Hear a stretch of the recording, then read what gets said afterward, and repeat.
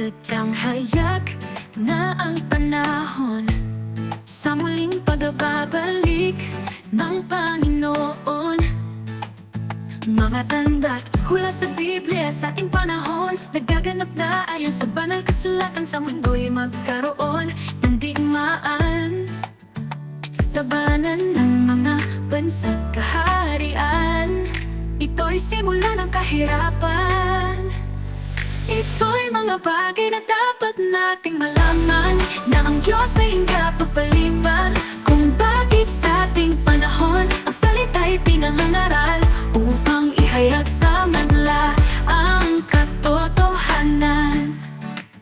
Mararanasan tagutom sa daigdig, lilindol sa iba't ibang panig. Ang panahon ay magiging mapanganib ang pag-ibig, sa Diyos ay lalamig. Mga bulaan propeta ay magsisilitaw, at marami ang kanilang ililigaw. Pangangaral nila'y maling mga aral, at lihis sa katotohanan. Ito'y mga bagay na dapat nating malaman, na ang Diyos ay hindi papaliban, kung bakit sa ating panahon ang salita'y pinangangaral upang ihayag sa madla. Ito'y mga bagay na dapat nating malaman, na ang bawat tao ay kanyang hahatulan, kung bakit may pangangaral sa mga